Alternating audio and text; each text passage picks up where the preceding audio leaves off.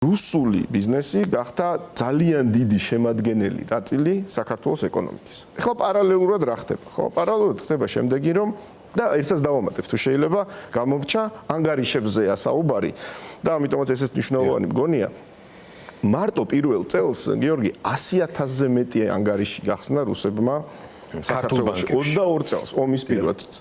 ახალი სტატისტიკა საბოლოო არ გვაქვს, მაგრამ როგორც გითხარით, ვიცით რომ 4 მილიარდ ლარამდეა დეპონირებული.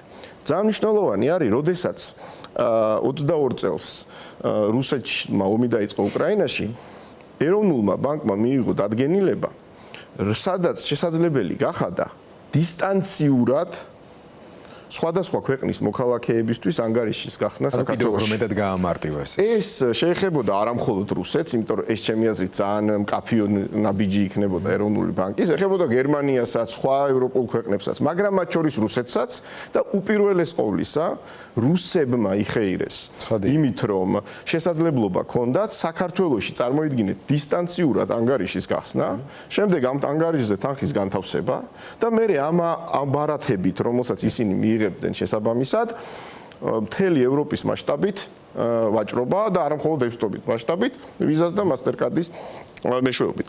აქედან გამომდინარე, რის თქმა მინდა, რომ ესეც უნდა აღვნიშნო, რომ 25 წელს ცოტათი გამკაცდა ეს წესები, 24 წელს უფრო სწორედ როგორც მახსოვს და ესეთი მარტივი აღარ არის ანგარიშის გახსნა, მაგრამ ეს გადაწყვეტილება, რომელიც აი ფუფუნების საგნების შეძენას უგზავნოს რუსებს, არის ძალიან მკაფიო ნაბიჯი იმის, რომ საქართველოს საბანკო სექტორი უკვე კარგად ხვდება იმას, რომ სარისკო გახდა ის, რაც 2-3 წლის წინ იყო შესაძლებელი და იყო მათთვის მნიშვნელოვანი სარგებლის მომტანი ბიზნეს მოდელი, კონკრეტულად რუსეთის მოქალაქეებისთვის ანგარიშის გახსნა, კონკრეტულად შემდეგ ამ ანგარიშებიდან ტრანზაქციების განხორციელება რუსეთის მოქალაქეების მხრიდან და შემდეგ რაღაცა ტიპის სარგებლის მიღება თვითონ ბანკებისთვის.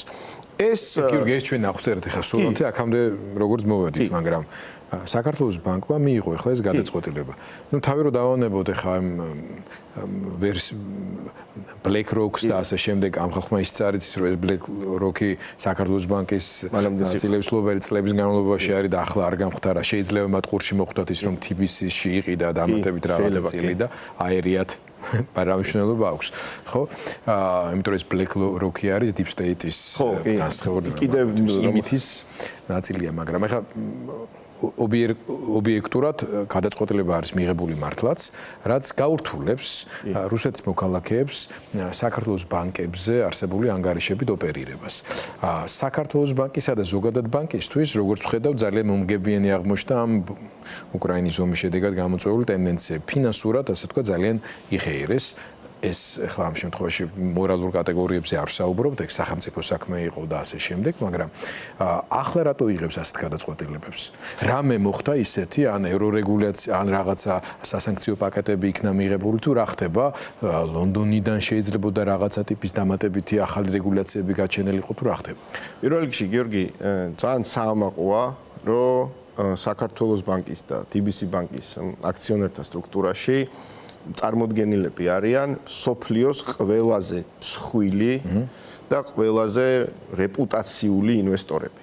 და ეს მათ შორის ხვალ საქართველოს დამოუკიდებლობის დღეა, საქართველოს დიდი მიღწევაც არის, რომ საქართველოს ბანკის აქციონერია BlackRock-ი, Firebird-ი, Vanguard-ი და სხვა ტიპის ინსტიტუციური ინვესტორები, რომლებიც პირველ რიგში აძლევენ სიგნალს სამყაროს, რომ საქართველოს ჯერ კიდევ არის საინტერესო ქვეყანა ინვესტიციებისთვის და აძლევენ სიგნალს, რომ ეს ქვეყანა ბოლომდე რაღაცა წესებით მოთამაშე ცივილიზებული სამყაროს ნაწილია. კი ბატონო. ზუსტად, ეს ძალიან კარგია. რაც შეეხება თვითონ გადაწყვეტილებას, კი, მე ვფიქრობ, რომ ბანკებმა ძალიან იხეირეს, მაგრამ ჩვენ ჩემი აზრით ვაკვირდებით ძალიან საინტერესო დინამიკას მსოფლიოში, ევროკავშირი და ამერიკა და დიდი ბრიტანეთი ცდილობს დაასრულოს ომი უკრაინაში.